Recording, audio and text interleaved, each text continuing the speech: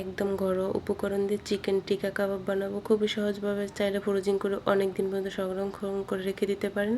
তার আগে পুদিনা পাতাগুলো নিয়ে নিচ্ছি, কারণ টিক্কা কাবাবে কিন্তু পুদিনা পাতা অবশ্যই দিতে হবে, আর এটার স্মেল কিন্তু তাহলে অনেক বেশি পাবেন। তো এখানে মুরগির যে বুকের মাংসটা থাকে সেটা নিয়ে নিচ্ছি। আপনারা যে কোনো হাড় ছাড়া মাংস নিতে পারেন। তো মাংসগুলো ছোট টুকরো করে, যদি কেউ শিলপাটায় বাটেন তাহলে কিন্তু আরও ছোট করে টুকরো করে নিতে হবে।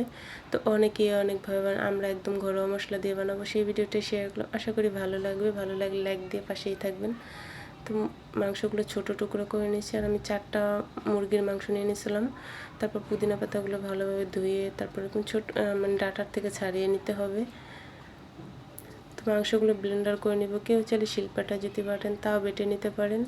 তো কয়েকটা কাঁচামরিচের টুকরা দিয়েছিলাম, তো কাঁচামরিচটার মানে কম হয়ে গেছিলো আর কি। তারপর আর কিছুটা দিব। তার আগে পেঁয়াজ কুচি, আদা রসুন বাটা, জয়ত্রী জয়ফল বাটা, গোলমরিচের গুঁড়ো, আর এখানে কিন্তু পুদিনা পাতা সেই সাথে ধনে পাতা কুচিটাও ছিল, কিছুটা ভাজা জিরার গুঁড়া, গরম মশলা গুঁড়া দিয়ে তারপর এটাকে মেখে নিতে হবে। তার আগে কিন্তু একটা ডিম নিয়ে নিয়েছিলাম, হাঁসের ডিম।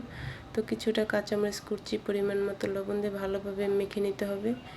যতক্ষণ না পর্যন্ত ভালোভাবে মাখা হয় ততক্ষণ পর্যন্ত কিন্তু মেখে নিতে হবে। এরপর কিছুটা গোলমরিচ মানে মরিচের গুঁড়া, লাল যে মরিচের গুঁড়াটা হয় ওটা, আর ব্রেড গাম মানে বিস্কিটের গুঁড়া কিংবা ব্রেড গাম দিয়েও মেখে নিতে পারেন।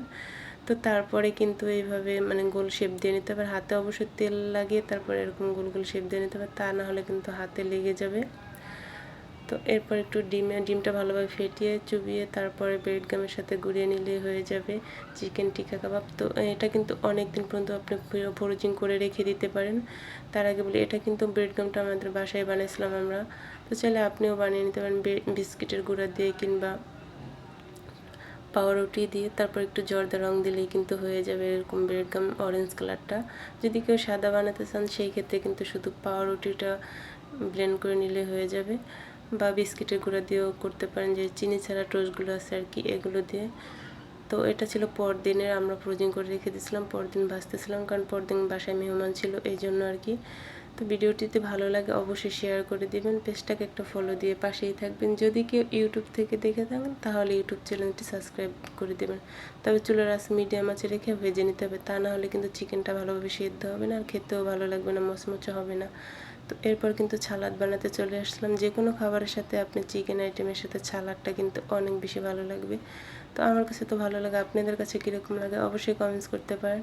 সালাডটা মাখা হয়ে গেছিলো, এদিকে কিন্তু বারান্দায় এত সুন্দর ফুল ফুটে আছে, মানে দেখেই মন প্রাণ ঠান্ডা হয়ে যাবে। তো কার কার ফুল মানে এরকম বারান্দায় লাগাতে ভালো লাগে অবশ্যই